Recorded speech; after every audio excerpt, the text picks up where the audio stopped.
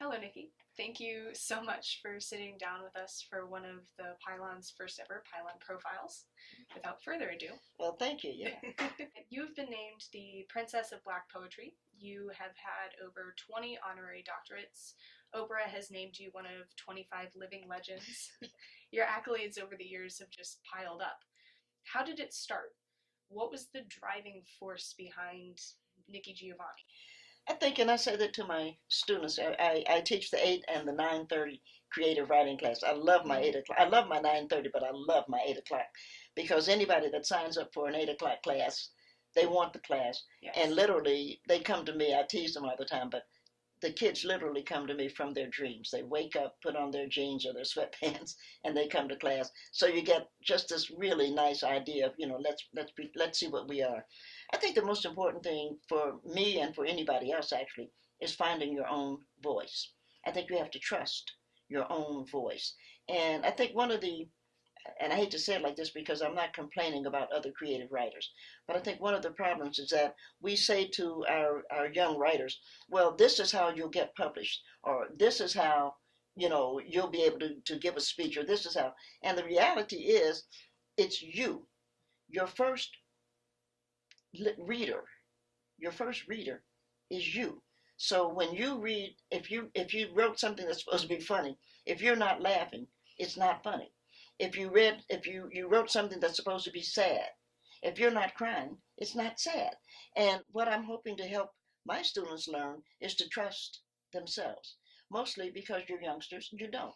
And I mean that's normal.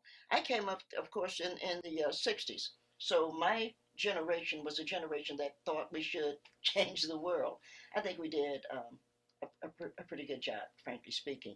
I think that we made people aware that there's a little bit more to life than just getting a job and getting a paycheck and getting married and moving to the suburbs. I think that we opened up some doors, and I think some people have benefited. I know that America has benefited from it. I'm just sorry that we're back at war again because one of the things that we wanted, and that's black and white, that was all of us. One of the things we wanted was to bring the war down, to stop Vietnam, and I thought that was important. And we all did. And I should go backwards. One of the things that was important was civil rights. That separate is inherently unequal. So my generation is going to be the generation that's going to fight about that. And I think that we did a good job of helping America to understand that that's that was 200 years ago. It's time to do something else now. I also think, and you sort of didn't ask it like this, but I also think it was so important that we had the Russians, because we had a competition with the Russians. I'm a space freak, and I am, and the competition with the Russians meant that we poured a lot of energy, not to mention money, but a lot of energy into the space race, into going to Mars and well, actually going to the moon. And we built a space station.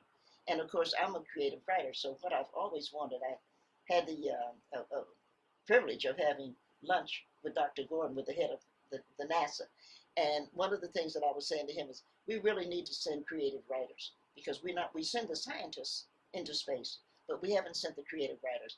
And so of course, I want to see just maybe 10 undergraduates and maybe 3 or 4 faculty go to Antarctica and just go down for like 2 or 3 weeks, just go down. And of course, you say, well, why is that important? Why? Because Antarctica is the closest thing we have right now to Middle Passage. And when we study Middle Passage, the one thing that we understand is that those people who were captured, and it was an unhappy and unfortunate situation, but something good came out of it. Those people who were captured came to this country where they did not speak the language, and they had to make a life for themselves. And they made that life starting with a song. The first thing that they learned was a tune, and they learned to sing together. They got used to being on stage because they were captured in Africa and they were brought to America and they were put again on stage. So it was never a surprise to me that black people have been a part of the artistic community because we're used to being on stage. But we also, in Middle Passage, were used to being quiet because we had to rethink, we had to recreate ourselves. I want the creative writers to go to Antarctica because it's quiet and you get to recreate yourself. And I'll bet you, if I had 10 undergraduates, they would be humming themselves to sleep. You see what I'm saying? And that's important because Mars is a 500-day trip right now. I think we're going to get Mars, but we think we can go to Mars by 2030. I think by 2030 we'll have it down to 400 days. But that's still a long time for, particularly for Americans, but for Earthlings, to have to be in their own space, in their own, whatever it is they think they are. We're not used to being like that. And we have to learn how do we accept that quiet. I've had the pleasure, of course, not of course, but I've had the pleasure of going to Antarctica. And there's just nothing like walking. All you have is you. And of course, the penguins were there. And looking at them, I have never had any problem why they didn't eat the penguins. You know, everybody was mad at Shackleton for not eating. You know, we should have killed the penguins. And people were upset. But penguins are like little kids. You know, you can't do that. So that's a long way of saying we in Appalachia are an incredible people because we have gotten used to being in the hills. We're used to being quiet. We're used to using our own resources. We're used to helping people. If I would be, for example, a runaway slave, if I could come into Appalachia, I was not going to be turned back. Right? The Appalachians said at the Civil War, we will not send our sons to die so that the Shenandoah can have slaves. Right? You have to love a people that these are great people. And as we have come together, we know that whatever we're going to do in space, we need white Appalachians and black Appalachians to go into space to welcome whatever it is, life form that we find. When you started your career, you started off at Ohio State. So what then led you to Virginia Tech? Well, like any writer, you take a job here or there, because somebody says, well, come in and teach your course. So I didn't actually, this Virginia Tech is my first job. The thing that I had in common with Charles Steger, and I love Dr. Steger so much, but the thing that Dr. Steger and I have in common was that Virginia Tech was the first job both of us had. This was a real job, because you go and you teach for a couple of weeks or you teach for 6 weeks or something like that. I taught at Ohio State. I taught at Fisk for a while. It's my institution. I taught at Rutgers. You just because you do that, you got a family. You earn a living. But I was invited to come to Tech, and of course I'm a Knoxvillian by birth. I'm an Appalachian by birth, and my affection for our area, was right there. So coming here was like being at home, and I really did feel, at home. And we have a great department here. The English department is wonderful, and Virginia Tech is wonderful. So when I came here, it was Dr. McComas, and Dr. McComas had cancer, so we lost him, and then Dr. Torgerson. And of course, Paul and I were friends, and the first time, Dr. Sands is the first president that I don't actually hang out with because I used to hang, well, Dr. Steger and I hang out together. And of course, Dr. Steger and I do the Steger Poetry Prize. And Dr. Steger took me out to dinner one evening, I should say. And he said, Nikki, if I give you $1,000, can you get me a poetry prize? I said, you kidding? Of course. And when I thought about it, I thought, well, I don't want to break it up because $1,000 is a good prize. But if I break it up, if I make it 500 first prize, 300 second prize, 200, right? And I thought, well, what I need to do is leave it, keep it at 1,000, and that would make us almost the best prize. So when we looked that up, the only people who were besting us, this is an undergraduate prize, is of course Oxford University, because they gave £1,000, and the pound is like about $150, a little bit more than the dollar. And so I started to complain, actually. And every time I would talk to Dr. Steger, I would say, well, yeah, we're the second best prize. And he finally got tired of hearing me. And he wrote me a note. I will make up the difference. And so now we are the #1 undergraduate poetry prize, the Steger. And it's a wonderful thing because we want our kids. And again, I started off saying it's not important to be published, and it's a lot of things aren't. But you want the kids to know that we're listening, that we appreciate. I don't judge it, by the way, because I know my students and I would recognize some of the work. It's open to everybody on campus, and we've only had two English kids to win it. The physics kids have been killing us, and I think it's because they daydream. If you're a physicist, if you're dealing with physics, if you're looking, I'm looking out my window right now, and I'm looking at the clouds, and a part of what I'm seeing is a real cloud, but a part of what I'm seeing is the uh, leftover from a plane, right? The physics kids look at it, and as they're dreaming, they're seeing there's a narrative out there, and they're going to look at it differently. And so you want the English kids to look at it that way too. So this is our 10th year of the Steger Poetry Prize. I'm so proud of us, and I'm so proud of Virginia Tech because everybody thinks of Virginia Tech as, well, we don't really do much with English. We don't really, but the arts and the humanities, because we have to remember it was, and I think so, it was a bunch of women, and men are important, and they round out the world, I guess, but the men got together and went out and hunted, and they separated and they were quiet. Men are always quiet. People wonder why men are quiet. They're it's in their genes, because what they did in order to survive was be quiet, because you can't go hunting or fishing and talk. You're quiet, and so they bring that home. But the women always talked. So when the men brought the meat home, it was the women who got together to cook it, and we began to talk, and we began to sing, and we began to do things together. We made quilts together. It's very it's very important that the female narrative be recognized and appreciated, in all fairness. When we look at the university, we look at men, and the men are always saying, this is, I'm a philosopher, I'm a this, that, and the other. But we have to remember it's the women who created the community, that the men then said, oh, maybe we should go out and learn to do something. It's the women. How, I don't understand why people are still picking on women. I mean, at this, and there are people. It doesn't make sense. We carry life, and there's no question. For 9 months, we carry life, we nurture life, but mostly we have girlfriends that we talk to, and that is going to build the community, and it's going to build the village, and it's going to be the girlfriends that we're talking to who are going to say we need a God to worship. The men are going to say, I can do that. I can write this book. I can, and I have no problem with that. But we have to recognize what the women have done together. You've been teaching since 1984 for about 31 years now. Have your thoughts on teaching changed over the years, or what do you set out to do when you have a classroom full of Hokies?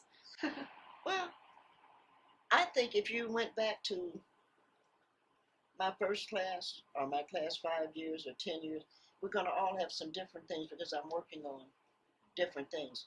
And right now, because I'm a writer more than I am anything else, I'm trying to share what it is that excites me. And we were talking earlier, but you see, Appalachia has been neglected. And if somebody like me doesn't begin to look at it, we're just not going to. And I think I finish your sentence, Nikki. I think I've been a bit of an influence on some people like Ron Rash, who's a little bit younger, because I do have a great love of this area. I don't write short stories, and I don't write novels. I write poetry. But it's important, and even in my not even, but in my poetry, I've begun to look at what is the relationship here. I was a history major at Fisk University. So I looked at, of course, civil rights. I looked at the Civil War. I looked at the South because I'm a Southerner. But more than a Southerner, I'm an Appalachian because I'm from Tennessee.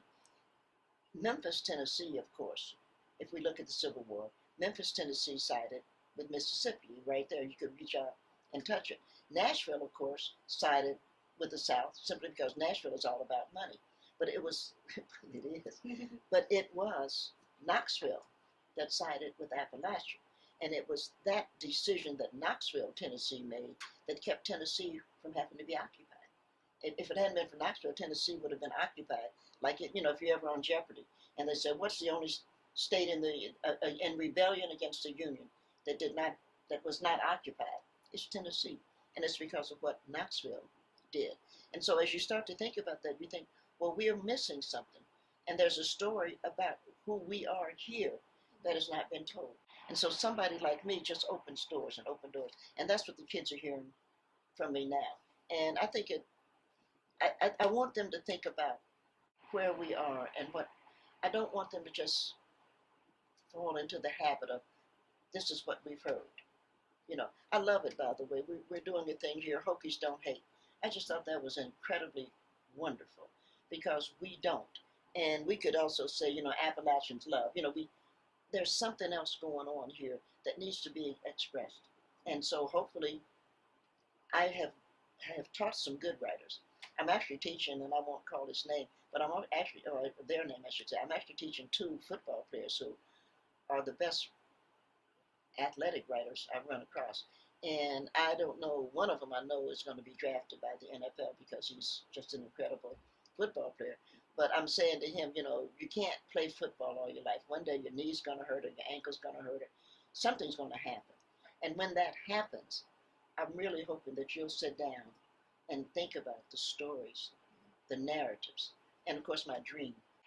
You didn't ask me, but my dream, now that Frank is stepping down, and when I first came here, I was teaching the Harlem Renaissance, which I love. I'll probably teach it again next year or so.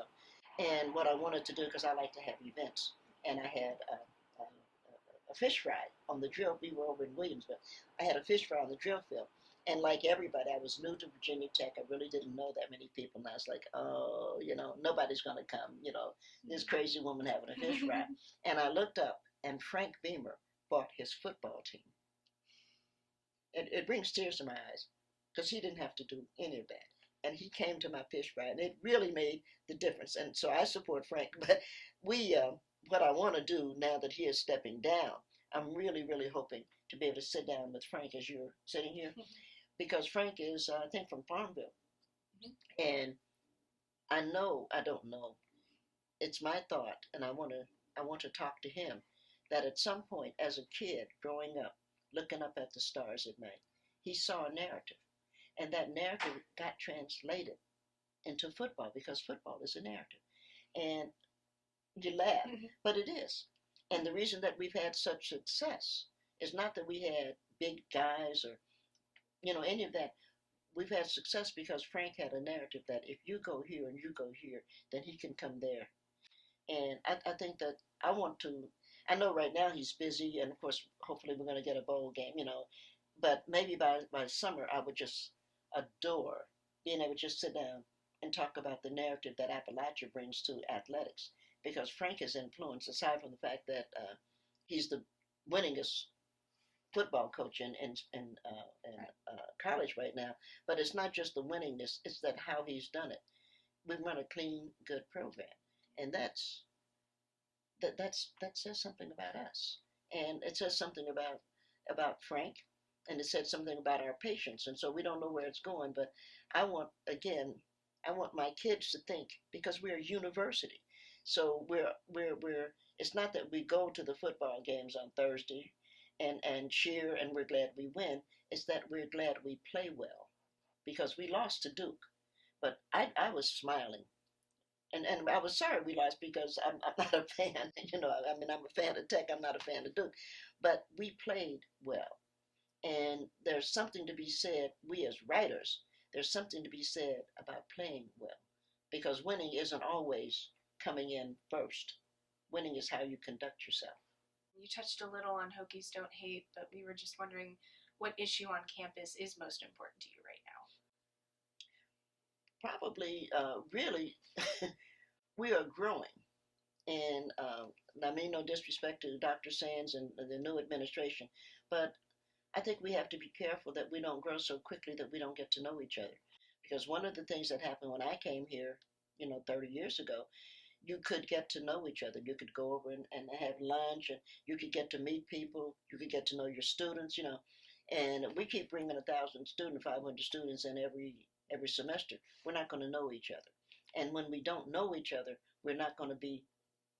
something's going to happen to the Hokie Nation that we're not going to embrace. And we're going to say to our football coach, you better win. And we're going to say to our basketball coach, you better win.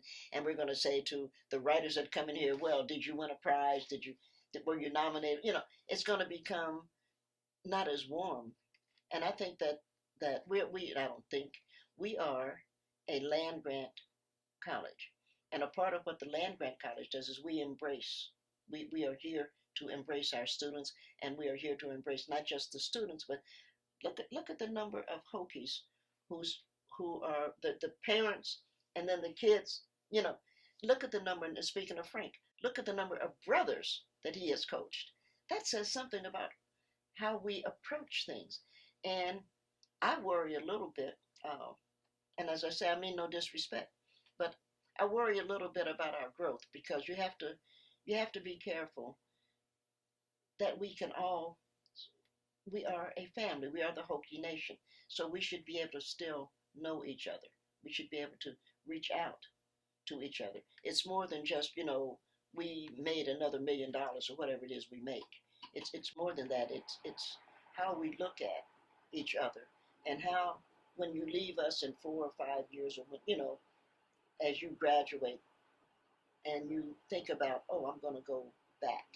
And you don't just, and Hokies come back for the football, that we come back for a lot of things. But it's also good to come back for homecoming, to come back to say hello to your old teachers. All of that's important.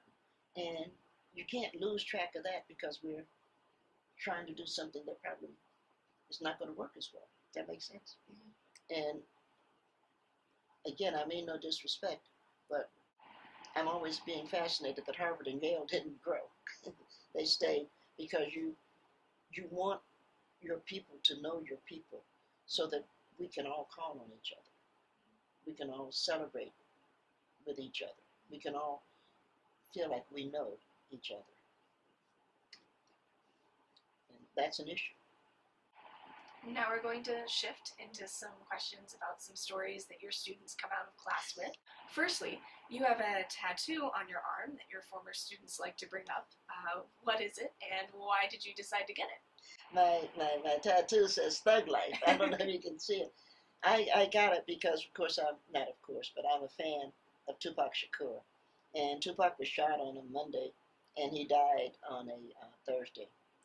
And it was just incredibly sad to me, because Tupac Shakur is the same age as my son. And he didn't have to be. I would have felt badly about it anyway. But losing a talent like that, and of course it was Tupac that did Vote or Die, and it was Tupac that was helping his generation to understand some of their responsibility. I didn't know his mother, Afeni, but I thought we should, as one mother to another, I wanted to say to her, we too mourn the loss of your son. And my mother was alive. Mommy's been dead for 10 years. But I said to Mommy, I was sitting there, because I was sad all week, just, it didn't look good. And I said, I've got to do something. And what I started to do was have Thug Life run down the side of my face. Tupac had it running across his abdomen. Well, I'm an old woman, so I'm not, you can see me with an abdomen holding my shirt up and showing it to people. But I was going to run it up. My mother looked at me like, are you kidding? I said, no, be nice and everybody can see it. And she said, I can't bear it, and I thought, mommy. But I also realized I wouldn't see it. I'd have to look in a mirror and it would be upside down, or if I had him put it in upside down, so I look in the mirror and I could read it, but I wouldn't be able to see it. So I decided to put it on my arm, and I'm right-handed, so I put it on the left arm so I can see it. But there's the tattoo parlor is called Alex, who's down in Roanoke, and it's like the #1 tattoo parlor in Virginia. And so I went in, and so you can see a little old black lady walking into a tattoo parlor. And so everybody's kind of looking at me, and everybody's nice, can we help you? And I said, I need a tattoo, please. He's got a wall. He said, well, pick one. I said, I don't think you have it. And he said, well, what do you need? I said, Thug Life. And his name, Alex is his son. His name is Charles. And Charles said, you don't look like a thug. And I said, yes, I'm a thug. But he designed, it had to be designed because he didn't have one. And so he worked on a couple of them, and we agreed with that. And so that's how I got it. But I just couldn't let that child die without trying to make a statement. And I really don't know how the New York Times heard about it, because I don't actually know anybody at the Times. My publisher is in New York, but the Times called me and said, we understand you have a Thug Life tattoo. And I said, I do. And they said, it's okay, we send someone down to photograph it. I said, sure, because I really did want, and I was glad, I did want, I think, Afeni to know that we missed her son, that she wasn't alone in her mourning. And there were a couple of other people who had tattoos. And so they took it, and it was in the New York Times it was in the magazine section. And so that was really nice. And I have a letter which I had framed. I got a letter from Afeni, which was very, very nice, because I can't imagine. Well, I think the one thing that no parent wants is to bury their child. And so I'm fortunate. My son is all right, and he's alive and everything. And my granddaughter she's be 11 soon, birthday soon.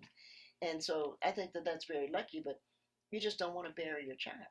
And so I was just really lucky to be able to share with her. And I had no other way, because I don't know her and I didn't know where she lived, or any of that.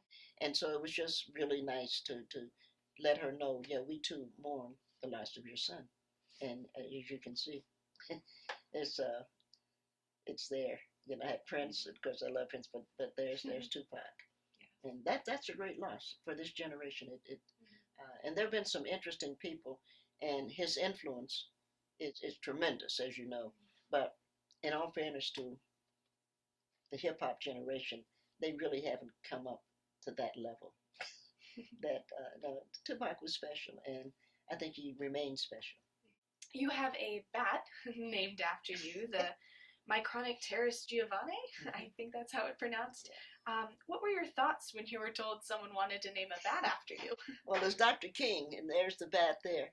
And when Dr. King called, he called me actually here and said, he had discovered a bat. So you're on the phone talking to somebody, you don't know if it's a hoax, you don't know what's going on. And I'm like, okay, Dr. King. He said, I'd like to name it. Would that be okay with you? And I was like, yeah, sure. He said, it's got big ears, and you remind me of someone because you listen, which I do. And he said, so remind you of you. And I said, well, what do I have to do? He said, well, he's in Texas. He said, you have to come to the university. I said, I'm on my way. The thing that I enjoy is Toni Morrison is a friend of mine. And I truly adore Toni. I mean, I've known Toni forever. And my bat came up the year that Toni won the Nobel. And whomever, right now, I can't remember who, one of the Washington Post or somebody was doing an article on Toni, and they called me for a comment, because I adore Toni, and she's one of the brilliant writers in the world, And I said, I'm really so pleased, and I was, about her Nobel, and, the yakety yak. I said, but, in all fairness, a lot of people have a Nobel, but I have a bat, and very few people have a bat. Oh, Tony's like, oh, you're kidding. But very few people have a bat named after him. My bat is in Chile, and Dr. King's associate, unfortunately, had an automobile. We were going to go down. Of course, you feel guilty about that, too, because they have to put the net up. And it's, very small because, bats fly at night, and you put the net up, and you have to catch a bunch of bats because it's not it's a rare bat. It's not a usual bat. So, but his assistant had an automobile accident, got killed, which was really, and so Dr. King said, we can't go right now. And it's been one thing, then another.